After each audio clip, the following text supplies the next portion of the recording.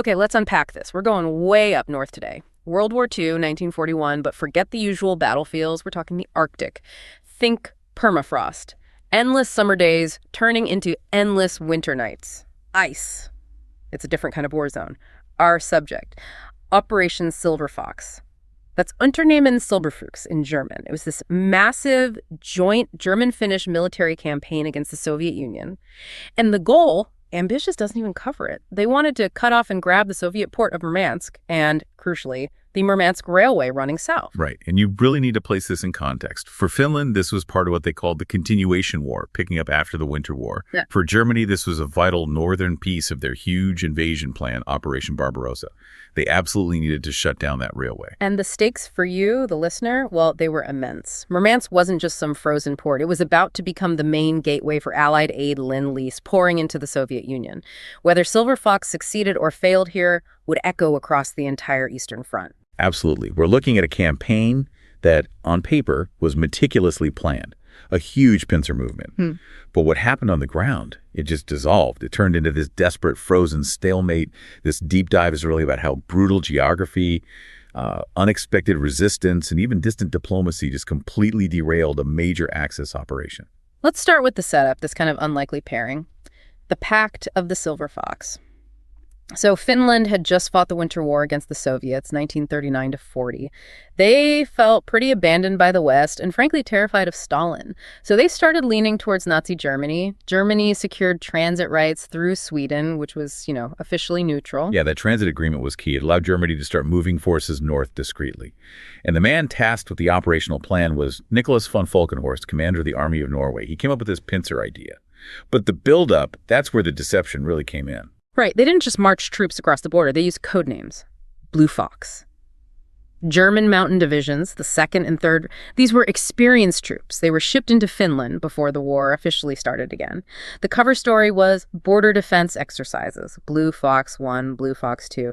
They were positioning thousands of soldiers while pretending it was just drills. It was quite a feat getting all those men and equipment up there without raising too many alarms. Okay. So Silver Fox is the umbrella name for the whole thing, but it helps to break it down into 3 distinct phases, or maybe sub-operations. Okay, what were they? First was Operation Reindeer Unternehmen Rentier. This was really preparatory. German forces moving from occupied Norway into the Petsamo area of Finland. The main goal here was securing Petsamo itself and, critically, the nearby nickel mines. Nickel was vital for the German war machine. Okay, secure the resources, then the attack. Exactly. Then came the 2 big pincers. Up in the far north, you had Operation Platinum Fox Unternehmen Plattenfuchs. This was the direct assault towards Murmansk, launched from that Petsamo area by Mountain Corps Norway. And the other pincer? That was further south, Operation Arctic Fox Unternehmen Polarfuchs. This involved the German X-66 Corps and the Finnish the 3rd Corps. Their target was Kandalaksha. Capturing Kandalaksha meant cutting the Murmansk Railway. Strategically, this might have been the most decisive part of the plan. So a 2-pronged attack aimed at Murmansk itself and its railway lifeline. What about the Soviets? Were they expecting this?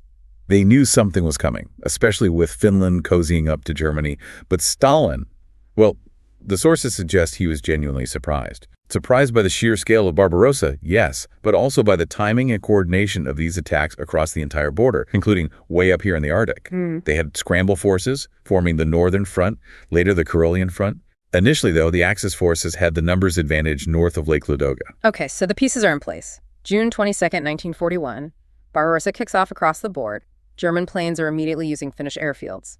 Operation Reindeer goes smoothly, Petsamo is secured. But the real trigger for Finland joining the war fully came 3 days later, June 25th. The Soviet Air Force launched these huge retaliatory raids, bombing Helsinki, Turku, other Finnish cities. That was it. The Finnish parliament declared war that same day, the continuation war was on, and Operations Platinum Fox and Arctic Fox were officially launched. Right, so we moved from the planning maps to the brutal reality on the ground. And you mentioned earlier the performance was uneven, especially between the different German units. Hugely uneven. Let's take Platinum Fox first, the northern push towards Murmansk starting June 29th. Initially, things looked okay. The German 3rd Mountain Division made some progress across the Titovka Valley, but then it just stalled dramatically. What stopped them? Soviet resistance. That was part of it, definitely. The Soviets fought hard. But the environment, it was just relentless. The terrain was horrific. Not just cold, but swamps, rocky outcrops, barely any roads. Permafrost meant building new roads was nearly impossible. Moving heavy equipment, supplying the troops, it became a logistical nightmare almost instantly. They hit the main Soviet defense line at the Litsa River, and that was basically it. The offensive just ground to a halt. Wow. So the Arctic itself was like another enemy division. Absolutely. And the Soviets didn't just sit there. They launched counterattacks, including amphibious landings behind German lines on the Rybaki Peninsula coast. This threatened the German flank, forced them onto the defensive. By late September 41, Platinum Fox was effectively over as an offensive. It became a static, grinding front line that barely moved for years. Okay, so failure in the north due to terrain and logistics overwhelming even elite mountain troops. What about Arctic Fox further south near Salla? That started July 1st. Yes. If the failure in the north was tragic, the initial failure in the south bordered on, well, incompetent command decisions. A key German unit deployed there was the SS Kampfgruppe Nord.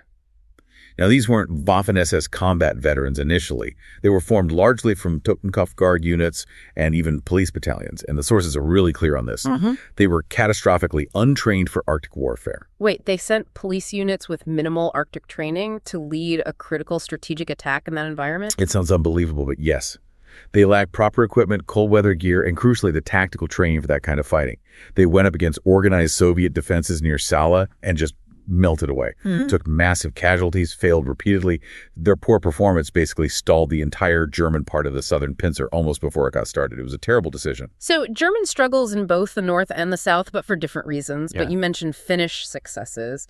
Yes, and this is crucial. While the Germans were getting bogged down or proving inept, the Finnish forces involved were often very effective. In that southern Arctic Fox operation, the Finnish the Third Corps, operating alongside the struggling Germans, actually advanced quite rapidly. They pushed about 64 kilometers towards Kistenga in just 20 days. They were getting close, really dangerously close, to that Murmansk Railway. And this wasn't the only place the Finns were doing well? Not at all. Remember, for Finland, this was the continuation war. They had their own national objectives, mainly regaining territory lost in the Winter War, and they were succeeding. In East Karelia, further south, they won a major victory, capturing Petrozavodsk. They renamed it Enislina. They pushed all the way to the Svir River, occupying large areas. On the Karelian Isthmus, northwest of Leningrad, they recaptured Viipuri. Okay, so the Finns are achieving their goals. This must have created some tension with their German allies, especially around Leningrad. Massive tension. Once the Finns recaptured Viipuri and reached the old Finnish border on the isthmus, Berlin, specifically Field Marshal Keitel, put immense pressure on them. They wanted the Finns to cross the old border and push south towards Leningrad to help tighten the siege from the north. And did they? No. This is a really significant moment. Marshal Mannerheim, the Finnish commander-in-chief, and the Finnish government explicitly refused. They halted their advance right at the old border. Their reasoning was political. They were fighting the USSR to regain lost territory, yes, but they would not get drawn into Germany's wider war aims, especially not the brutal siege of a major Russian city like Leningrad. It was about preserving Finnish independence, even while allied with Germany. That's fascinating. A refusal that likely saved countless lives in Leningrad, but also shows Finland trying to walk this impossible tightrope. Which brings us back to Silver Fox. There's one last push, right? Late October 41 in the south, towards that railway near Kistenga. That's right. The combined German-Finnish forces, mainly the Finns driving it at this point, made a final effort. They took some more ground. Field commanders felt they were really close, maybe just 20 kilometers from the railway. Success seemed within reach. And then suddenly, on November 17th, orders came down from the Finnish High Command. Halt all offensive operations. Stop. Stop! When they were that close. Why? It wasn't the weather this time or military defeat? No. This time, the reason was purely diplomatic, and it came from Washington, D.C. The United States, they weren't even officially in the war yet, besides Lend-Lease. Exactly. But they were supplying the Soviets, via those Arctic convoys, to Murmansk. U.S. diplomats delivered a very clear, very stern warning to the Finnish government in Helsinki.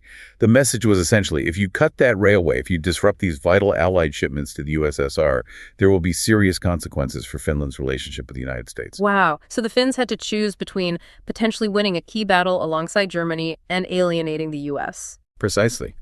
And the Finnish leadership, already worried about being too closely tied to Nazi Germany and hoping the U.S. might mediate a future peace, they couldn't risk it. They blinked. They ordered the offensive to stop, effectively killing Operation Arctic Fox, and with it, the entire strategic goal of Operation Silver Fox. So let's sum this up. What does it all mean? Strategically, Operation Silver Fox was a complete failure. Murmansk wasn't taken. The railway wasn't cut. Utter failure in its main objectives, and the reasons are twofold, really. First, the Germans underestimated the Arctic. They used troops, particularly the SS units, who were simply not prepared or trained for that environment, leading to tactical disasters. Second, Finnish strategic and political aims diverged from Germany's, particularly regarding Leningrad. And finally, decisive diplomatic pressure from the United States, leveraging Finland's precarious position, delivered the killing blow to the final offensive push. And the consequences of this failure? Huge, because Silver Fox failed. Murmansk and, to some extent, Arkhangelsk remained open. They became the absolute lifelines for the Soviet war effort through Lend-Lease. We're talking massive amounts of aid. The numbers are staggering. Give us an idea. Over the course of the war, something like 5,200 tanks, over 7,400 aircraft, jeeps, trucks, fuel, food, raw materials.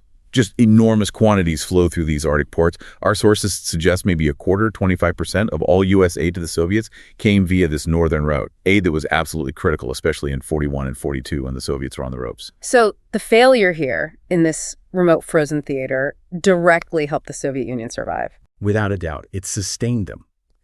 Which leads to, final thought for you, the listener, to chew on. Think about this. A massive strategic German operation, a key part of Barbarossa's northern plan, fundamentally derailed. Why? Partly because of the brutal reality of Arctic geography, yes, but also partly because someone decided to send poorly trained SS police units into that meat grinder, and critically because of a diplomatic cable sent from Washington to Helsinki at just the right moment. How different might the Eastern Front, maybe even the whole war, have looked if that railway had been cut, if Murmansk had fallen? It really makes you consider how interconnected things were, how failures in training, Finnish political calculations, and American diplomacy in the distant Arctic potentially saved a vital Soviet lifeline thousands of miles away.